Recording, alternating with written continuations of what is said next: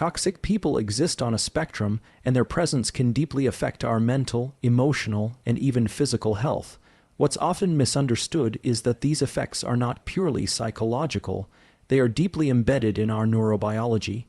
When we interact with people who manipulate, deceive, guilt, trip, or chronically drain us, it alters our brain chemistry.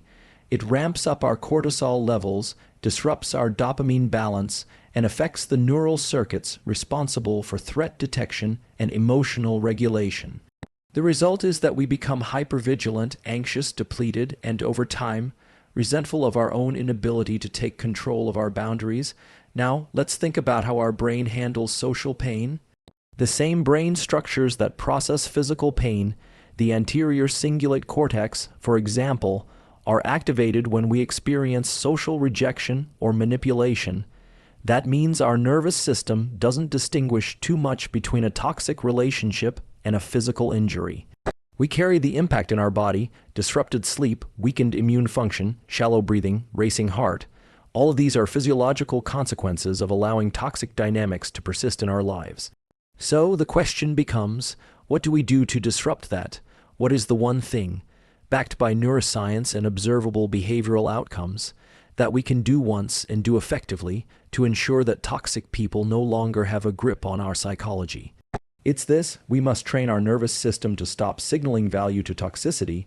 Let me explain what that means. Every time you respond to a toxic person, whether it's with anger, explanation, justification, or even silence laced with emotional tension, your brain logs that interaction as relevant. Your attention is the currency of value in the brain. If something receives your focus, your nervous system interprets it as important. It doesn't have a moral filter. It doesn't ask whether this is good for you. It simply asks, how often do we engage with this input? How strong is our emotional response to it? And then it decides, based on those metrics, how much neural real estate to allocate toward monitoring it in the future. In other words, when we engage repeatedly with toxic individuals, we're teaching our brain to prioritize them. We're reinforcing circuits in the prefrontal cortex, the amygdala, and the hippocampus that tell us this person or situation is significant, worthy of monitoring, and potentially threatening. That creates an internal loop where we're constantly on guard, scanning for the next manipulative behavior, rehearsing past conflicts, and emotionally bracing for impact. The only way to break this pattern is to remove the reinforcement. That means we have to stop feeding the circuitry, not just externally by going no contact or minimizing exposure, although those are important steps, but internally by denying these individuals a place in our attention economy. Here's what that looks like in practical neurological terms when you decide, firmly once, that this person no longer gets access to your nervous system. You activate what's known as top-down modulation. This is where the prefrontal cortex exerts control over more primitive limbic responses. You're essentially saying, this stimulus is no longer meaningful. And with repetition, the brain begins to prune away the relevance of that signal.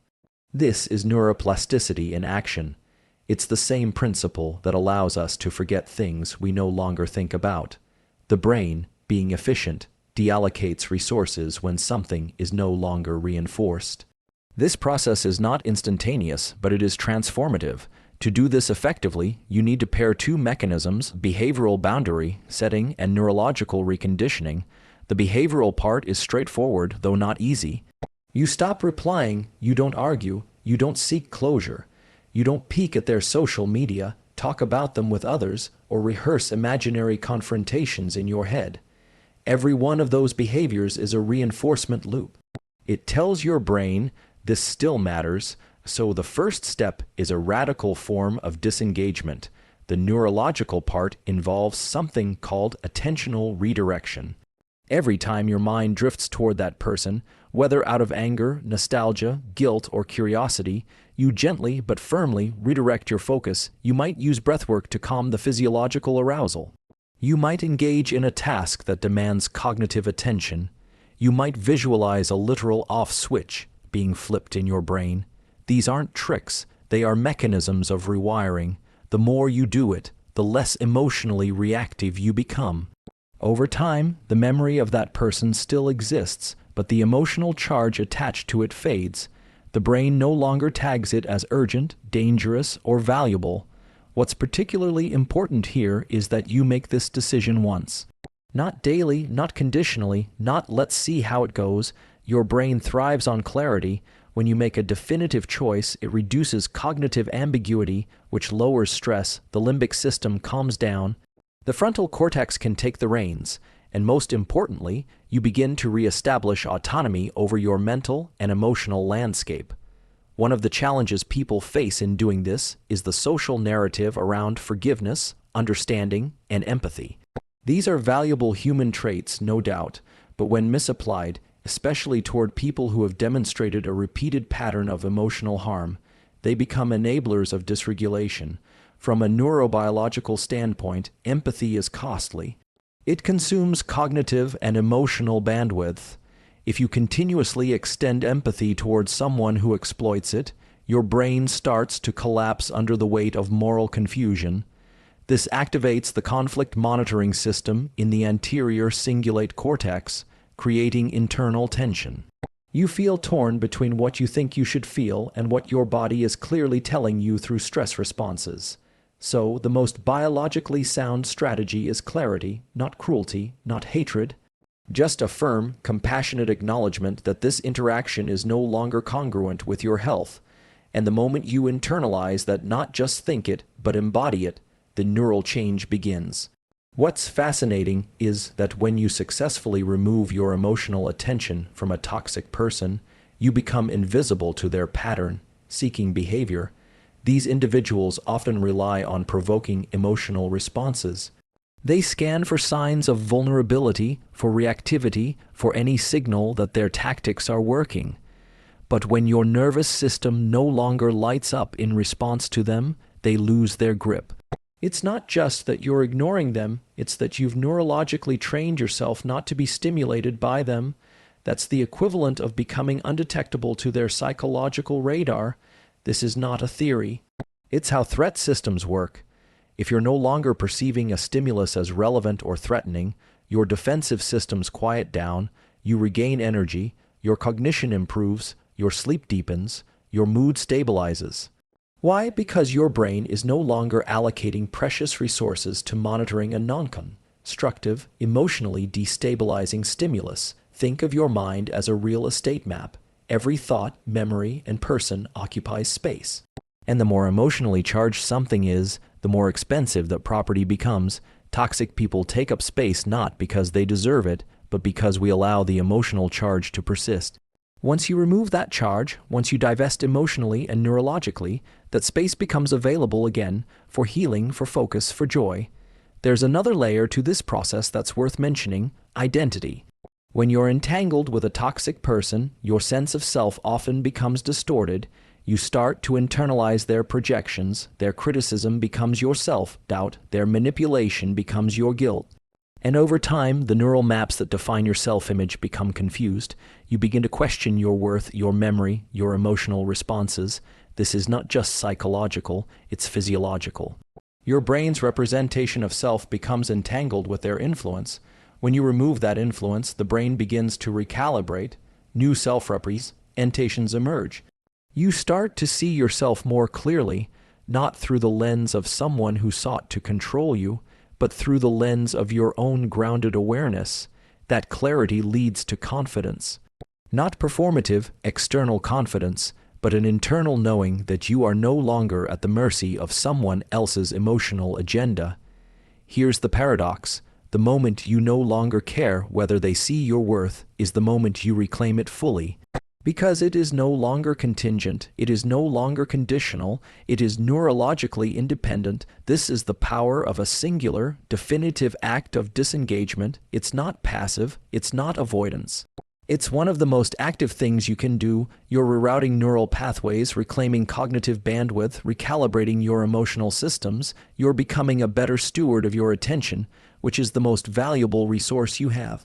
And once your brain learns that certain stimuli are no longer worthy of attention, it stops sending you signals about them, and it's available to anyone who is willing to honor their biology, not just their emotions, and take a single, sustained step in the direction of peace.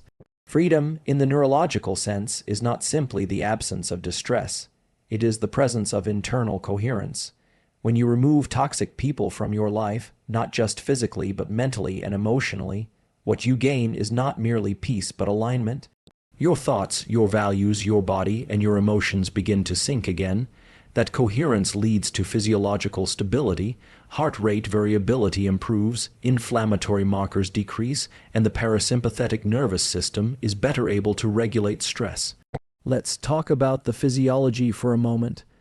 When you're around someone toxic, your body often moves into a state of chronic sympathetic activation, what we call fight or flight.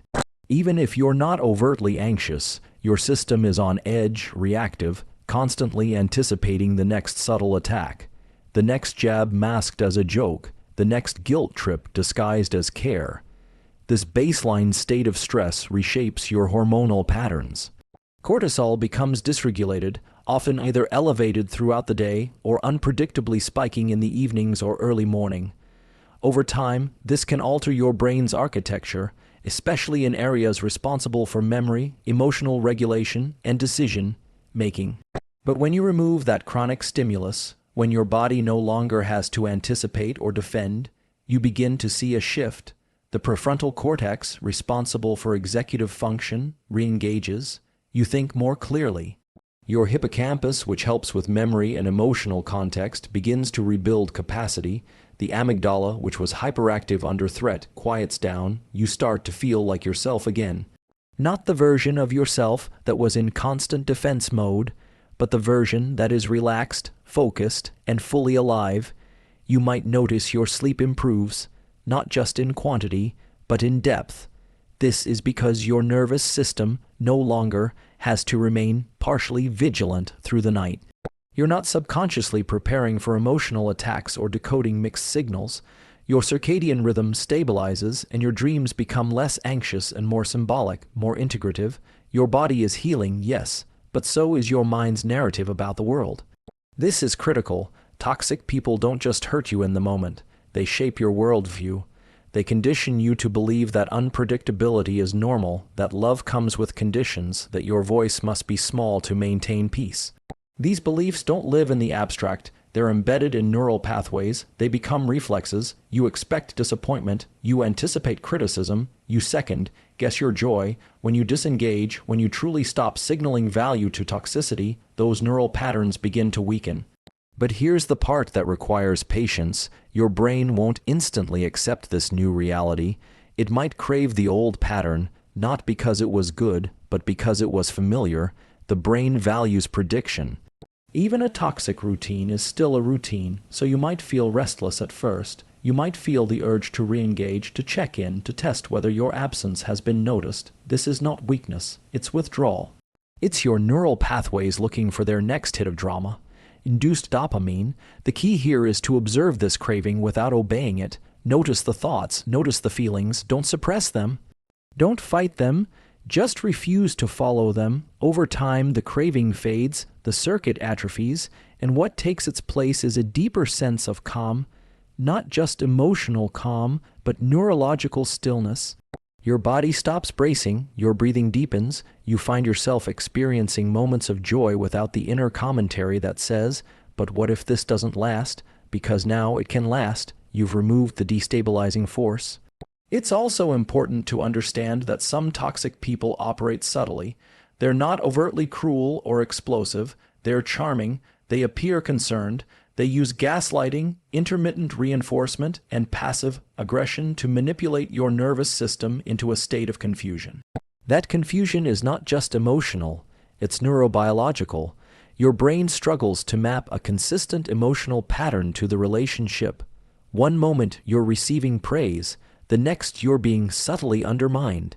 This unpredictability is what makes the relationship addictive. It activates the same neural pathways seen in gambling addiction, variable reward schedules that keep you hooked. Disengaging from that dynamic is one of the most neurologically liberating things you can do. And again, it must be decisive. Ambiguity is the enemy of healing. The nervous system doesn't do well with mixed signals. You either feed the pattern or you don't. Every small decision in favor of disengagement strengthens the new neural pathway. It tells your brain this is no longer where we invest energy. That clarity becomes your shield, and eventually that shield becomes a boundary so ingrained it's automatic. You don't even have to think about it anymore. There's also a profound shift in identity that occurs during this process. At first, you may feel empty, like you've lost something, and in a way, you've lost the version of yourself that tolerated chaos. But as that part of you dissolves, something stronger emerges. You begin to feel solid inside, not rigid, but centered. You realize you don't need to explain yourself, justify your feelings, or earn your right to peace. It's inherent, and that inner solidity communicates something powerful to others. I know who I am, I know what I allow, and I know what I release. From a behavioral science standpoint, people respond to your internal state more than your words.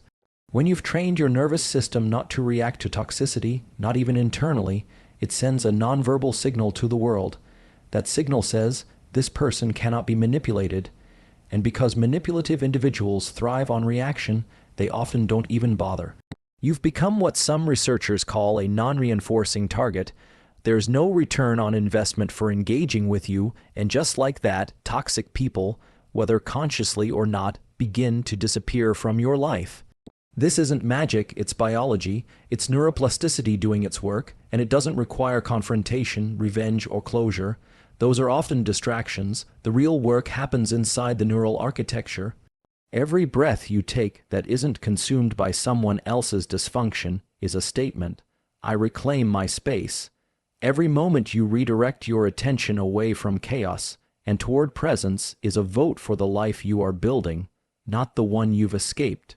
Now, it's worth addressing the fact that this work can sometimes feel isolating. When you begin to shift your boundaries, people in your life may not understand. Some may accuse you of being cold, distant, or selfish, especially if they benefited from your previous lack of boundaries. That's okay. Their nervous system is also reacting to change, but your job is not to regulate their discomfort. Your job is to stabilize your own internal environment. Over time, people who are aligned with your new frequency will emerge. You will find relationships that are reciprocal, respectful, and non-reactive, and those relationships will reinforce the new neural pathways you've been cultivating. Another thing to consider is the role of self-forgiveness in this process.